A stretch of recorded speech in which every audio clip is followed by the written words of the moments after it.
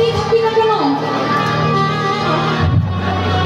তার প্রমাণ কিসে দিচ্ছিল যেদিন ভগবান আমার রাস করছে,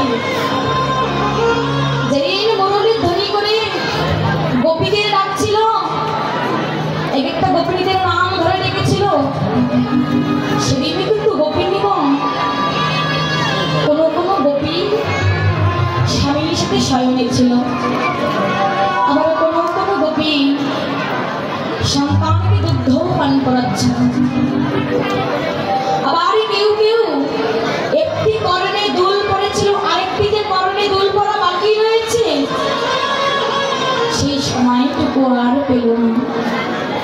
আবার কোনো কোনো গোপী এক নয়নে কাজল পড়েছিল,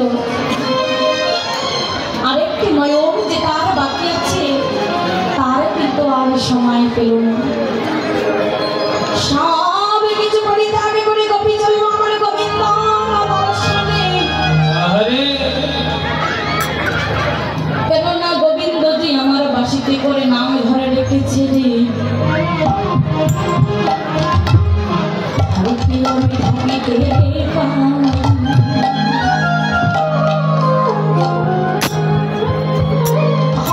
স্বামী বলছে কুলাটা অপয়া পার পুরুষের সঙ্গ করে, কেননা সে গোপিনী বলেছিল স্বামী গো এত রাতে আমি কোথায় যাচ্ছি তুমি জানো?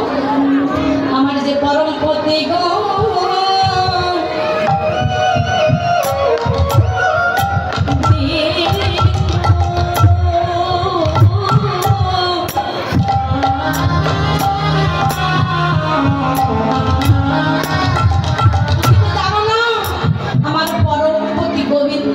বাঁশিতে নাম ধরে রেখেছে।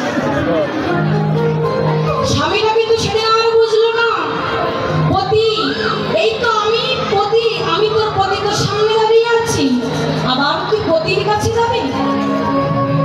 অপয়া কোলাটা পরপুরুষের সঙ্গ করে। সেদিন কিন্তু গোপিনীটি নয়ন বলে গরিষ্ঠ করে বলছে স্বামী গো তুমি আমাকে ছেড়ে দাও, আমি আমার পতির কাছে যাব। তোর পতির কাছে যাবি? এবার তার স্বামীটি চুলের মুঠি ধরে টানতে টানতে ঘরে দরজা লাগিয়ে তাকে পা দুটো খুঁটির সাথে বেঁধে রাখলো।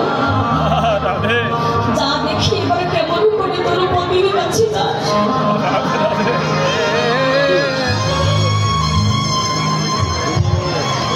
গোপিনীটি বলছে প্রভু তুমি হলে আমার এই দেহের মালিক, কিন্তু তুমি আমার মনের মালিক হতে পারো।